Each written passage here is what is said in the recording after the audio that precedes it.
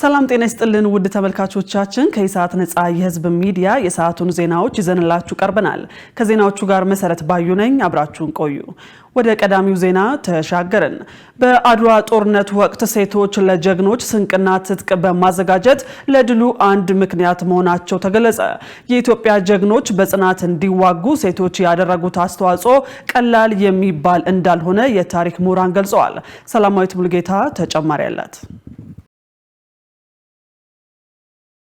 የካቲት 23 ቀን 1888 ዓ.ም በኢትዮጵያ ታሪክ የኢትዮጵያ ጀግኖች ዘመናዊ መሳሪያ የታጠቀውን የጣሊያን ወራሪ ጦር አድዋ ላይ ድል ያደረጉበት ቀን ነው። የአድዋ ድል ኢትዮጵያ ነጻነቷን አስከብራ በኩራት እንድትቆም ያደረጋትና በቅኝ አገዛዝ ስር ለነበሩ አፍሪካውያንና ጥቁር ህዝቦች ተስፋ የፈነጠቀ ነው። የዘንድሮውን 130ኛው የአድዋ ድል ከአኩሪ ታሪክ ወደ ብሩህ አድማስ በሚል መሪ ሀሳብ ለማክበር ዝግጅት መጠናቀቁ ተገልጿል። ጉዳዩን አስመልክቶ ኢሳት በዚህ የድል ታሪክ የሴቶች ተሳትፎ ምን ነበር ሲል የታሪክ ምሁራንን አነጋግሯል። የታሪክ ምሁር አቶ በላይ ስጦታው እንደገለጹት አኩሪ ድል እንዲመዘገብ ቅኝ ግዛት እንዲቀርና ሲዋጉ የነበሩ የቆሰሉ ኢትዮጵያውያን ጀግኖች በማሸሽ ሴቶች የአንበሳውን ድርሻ ሲወጡ እንደነበር ተናግረዋል። ከዚህም ባሻገር ትጥቅና ስንቅ በማቅረብ ወኔ በሚሰጡ ግጥምና ሽለላ በማገዝ አልፎም በጦርነቱ እንደተሳተፉ ገልጸዋል።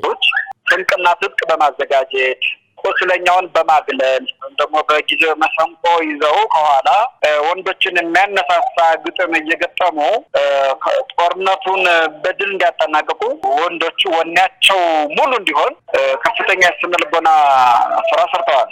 ከኋላ ሆነው አንተ ሀገሬ ጀግና በለው በጎራዴ ጨለው በጓንዴ እነዚህ አሁን ምንሽ የጦር መሳሪያዎች ናቸው። ስለዚህ ሴቶቹ የወንዶቹ ሞተሮች ነበሩ ማለት ነው። በፊት ለፊት በጦርነት በመዋጋት ደግሞ ከወንዶች ጋር እኩል የተሳተፉ ለምሳሌ ጌጣይቱ 3000 ሰራዊት ነበራቸው።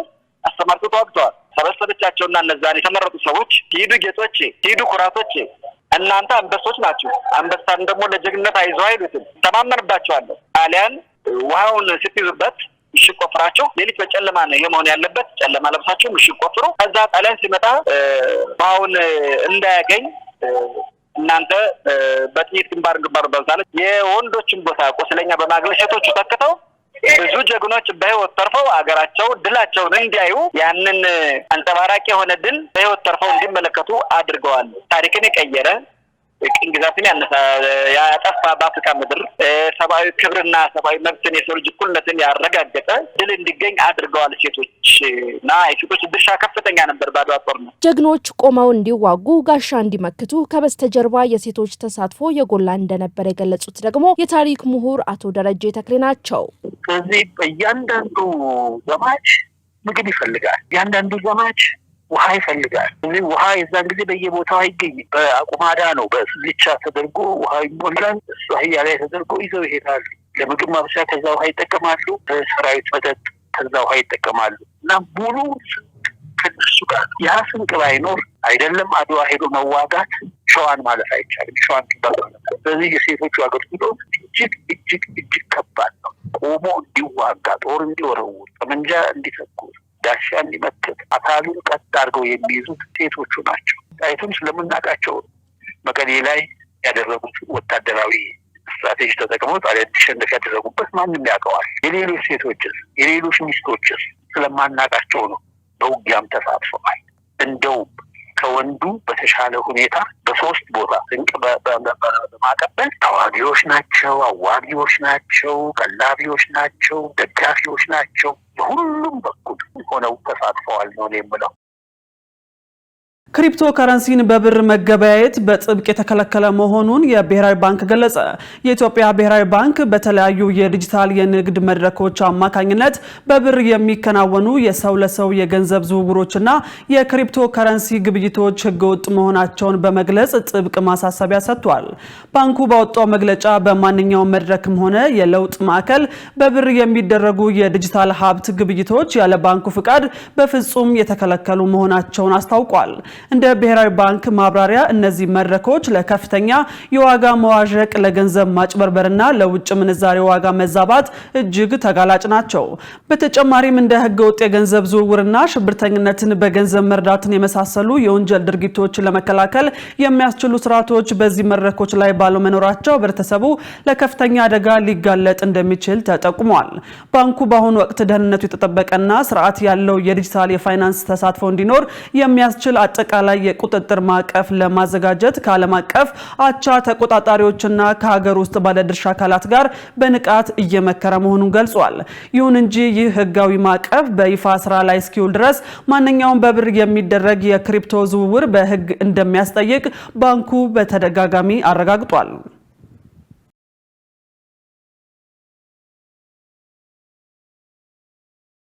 የጎርፍ ክስተቶችን በአግባቡ በማስተዳደር የዜጎችን ደህንነት በዘላቂነት ማስጠበቅ ይገባል ተባለ። የውሃና ኢነርጂ ሚኒስቴር ለሁለት ቀናት ሲያካሂድ የነበረው የውይይት መድረክ የማጠቃለያ መርሃ ግብር አካሂዷል። በስምጥ ሸለቆና በኦሞ ጊቤ ቤዚኖች ላይ የጎርፍ ተጋላጭነት ቅነሳ የቅድመ ጥናት ሪፖርት ያቀረቡት በሚኒስትር ዴኤታ ማዕረግ የሚኒስትሩ አማካሪ ሞቱማ መቃሳ የጎርፍ ክስተቶችን በአግባቡ በማስተዳደር የዜጎችን ደህንነት በዘላቂነት ማስጠበቅ ይገባል ብለዋል። በውሃና ኢነርጂ ሚኒስቴር የተቀናጀ የውሃ ሀብት አስተዳደር መሪ ስራ አስፈጻሚ ደበበ ደፈርሶ በበኩላቸው ጎርፍ መከላከል ፕሮጀክት ቅድሚያ ትኩረት የሚሹ ቦታዎችን በጥናት በመለየት በሰዎች ላይ ይደርስ የነበረውን የጎርፍ አደጋ ለመታደግ በርካታ ስራዎች እንደተሰሩ ገልጸዋል። በአዋሽ በስምጥ ሸለቆና በኦሞ ጊቤ ቤዚን ላይ በ2.7 ቢሊዮን ብር ወጪ እንደሚተገበር ተናግረዋል። ጥናቱ ከዓለም ባንክ በተገኘ የገንዘብ ድጋፍ ከ170 ሺህ በላይ ዜጎችን ከጉዳት የሚታደግና ከ30 ሺህ ሄክታር በላይ የእርሻ ማሳዎችን በማዳን ለ1000 ዜጎች የስራ ዕድልም እንደሚፈጥር መገለጹን ከሚኒስቴሩ ያገኘነው መረጃ ያመለክታል።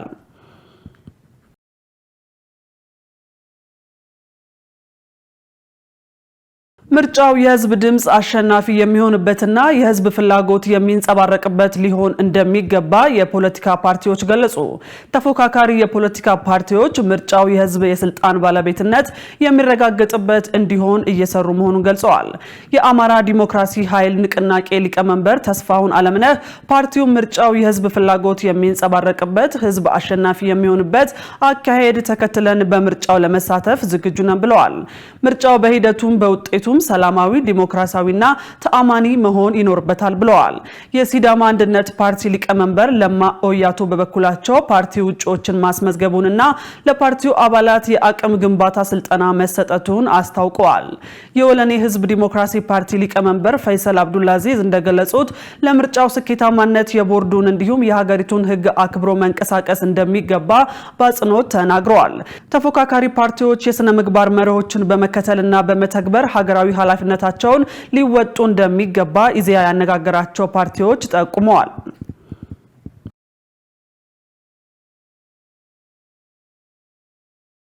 በአዲስ አበባ በተኪ ምርት የውጭ ምንዛሬን በማዳን ረገድ ከፍተኛ ውጤት እየተመዘገበ መሆኑ ተገለጸ። በመዲናዋ የሚንቀሳቀሱ አምራች ኢንዱስትሪዎች ከውጭ የሚገቡ ምርቶችን በሀገር ውስጥ በመተካት በሚሊዮኖች የሚቆጠር የውጭ ምንዛሬ እያዳኑ መሆኑን የአዲስ አበባ ከተማ አስተዳደር ኢንዱስትሪ ልማት ቢሮ አስታውቋል።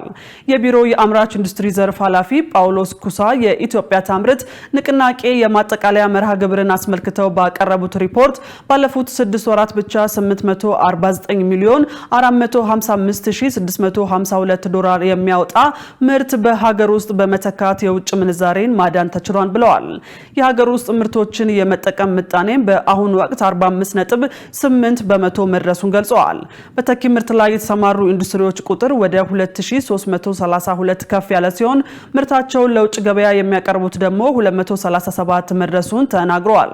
የፋይናንስ ተቋማት ለዘርፉ የሚሰጡትን ትኩረት አጠናክረው ሊቀጥሉ እንደሚገባ ማሳሰባቸውን ኢፕድ ዘግቧል።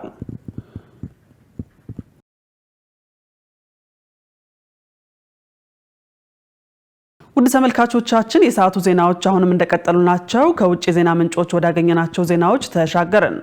በሩሲያና በዩክሬን ጦርነት ቢያንስ 55 ዜጎቿ መገደላቸውን ጋና አረጋገጠች።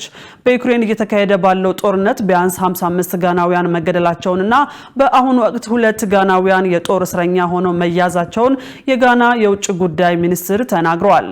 ሚኒስትሩ ወደ ኪዩብ ተጉዘው የዩክሬን ባለስልጣናት ማነጋገራቸውን በመጥቀስ ከ2022 ጀምሮ ወደ 272 የሚጠጉ ጋናውያን ወደ ጦርነቱ ገብተዋል ብለዋል። ቁጥሮቹን አሳዛኝና አስፈሪ ሲሉ የገለጹት ሚኒስትሩ ጋና እነዚህን ልብ የሚሰብሩ መረጃዎች እንዳላየች ማለፍ አትችልም ብለዋል። ጋናውያን በማን ወገን ተሰልፈው እየተዋጉ እንደሆነ ባይገልጹም ረቡዕ ዕለት የዩክሬን የውጭ ጉዳይ ሚኒስትር እንዳሉት ከ36 የአፍሪካ ሀገራት የተውጣጡ ከ1700 በላይ ሰዎች ለሩሲያ እንዲዋጉ ተመልምለዋል። በዩክሬን ሩሲያ ጦርነት ከተሳተፉት አፍሪካውያን መካከል 55 ጋናውያን መሞታቸውን በይፋ የተረጋገጠ ከፍተኛ ቁጥር ነው ተብሏል። በካሜሮን የሚገኙ የሀገሪቱ መገናኛ ብዙሃን በግጭቱ 94 የሚሆኑ ዜጎቿ መሞታቸው ቢዘገብም የሀገሪቱ ባለስልጣናት ግን ምንም አይነት አስተያየት አልሰጡም ሲል ቢቢሲ ዘግቧል። አሜሪካና እስራኤል በኢራን መዲና ቴሄራን ላይ የአየር ድብደባ ፈጸሙ።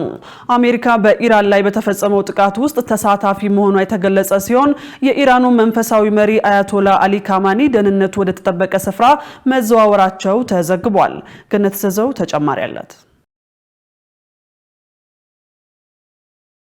እስራኤል በኢራን መዲና ቴሄራን ጠቅላይ መሪ አያቶላህ አሊ ካሚኒ ቢሮዎች አቅራቢያ የሚገኝ ስፍራዎች ላይ የአየር ድብደባ መፈጸሟን አልጀዚራና አሶሺየትድ ፕሬስ ዘግበዋል። ጥቃቱ የተፈጸመው በኢራን ዋና ከተማ ቴሄራን ሲሆን ድርጊቱ የተሰማው አሜሪካ ከኢራን ጋር በኒውክሌር ፕሮግራሟ ላይ ድርድር እንዲደረግ ጫና ለመፍጠር በርካታ የጦር ጄቶችንና የጦር መርከቦችን በአካባቢው በማሰባሰብ ላይ ባለችበት ወቅት መሆኑ ተገልጿል። ጥቃቱ በኢራን ከፍተኛ አመራሮች ቢሮ አካባቢ መፈጸሙ በቀጣናው ያለውን ውጥረት ይበልጥ እንደሚያባብሰው ተገልጿል። እስራኤልና አሜሪካ ይህንን ድንገተኛ የአየር ጥቃት የፈጸሙት የኢራንን የኒውክሌርና የወታደራዊ አቅም ለመቀነስ በሚል ግብ መሆኑ ተመልክቷል። የአሜሪካ የጦር ኃይሎች በቀጣናው መገኘትና የጥቃቱ መፈጸም በመካከለኛው ምስራቅ ያለውን የጸጥታ ሁኔታ ወደ አዲስ ምዕራፍ ሊያሸጋግረው እንደሚችል ተነግሯል። በሌላ በኩል የአሜሪካው ፕሬዝዳንት ዶናልድ ትራምፕ በትሩዝ ሶሻል ማህበራዊ ሚዲያ ገጻቸው ላይ በለቀቁት ምስል አሜሪካ በኢራን ላይ በተፈጸመው ጥቃት ውስጥ ተሳታፊ መሆኗን አረጋግጠዋል። ትራምፕ በዚሁ 8 ደቂቃ በሸፈነው ምስል መልእክታቸው ላይ ዋና የማጥቃት ዘመቻ መክፈታቸውን ተናግረዋል። በዚህም ስምምነት ለማድረግ ደጋግመን ሞክረናል ያሉት ፕሬዝዳንት ትራምፕ ሚሳኤሎቻቸውን እናወድማለን፣ የሚሳኤል ኢንዱስትሪዎቻቸውንም እናወድማለን ብለዋል።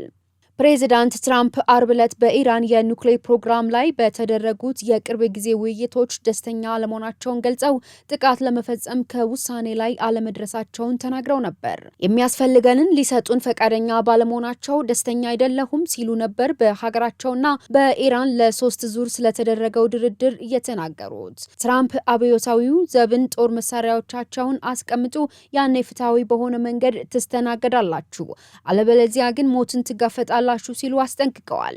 በቴሄራን ላይ ጥቃት መሰንዘሩን ተከትሎ የኢራኑ ጠቅላይ መሪ አያቶላህ አሊ ካሚኒ ደህንነቱ ወደ ተጠበቀ ስፍራ መዘዋወራቸውን አንድ የኢራን ባለስልጣን ለሮይተርስ አረጋግጠዋል።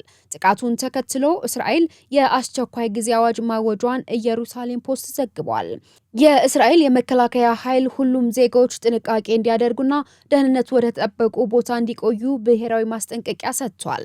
የኢራን መንግስታዊ ቴሌቪዥን ጣቢያ እንደዘገበው ኢራን በሀገሪቱ ላይ ለተሰነዘረው ጥቃት የአጸፋ ምላሽ መስጠት ጀምራለች። ወደ እስራኤል በርካታ ሚሳኤሎች ዘንበዋል።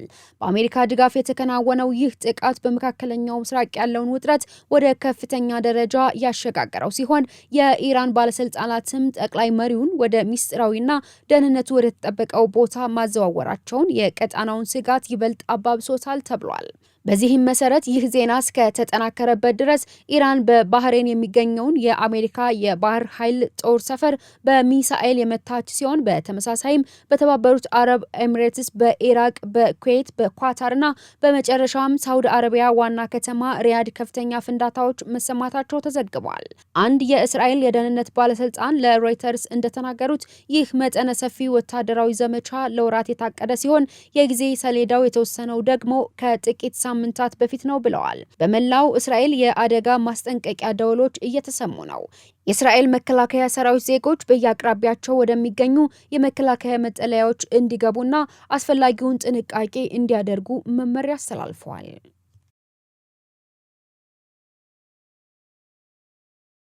ውድ ተመልካቾቻችን ከኢሳት ነጻ የህዝብ ሚዲያ የሰዓቱ ዜናዎች በዚሁ ተጠናቀዋል። ዜናዎቹን ወደ እናንተ ያደረስኩት መሰረት ባዩ ነበር። ጥሩ ጊዜ ከኢሳት ጋር ሰላም።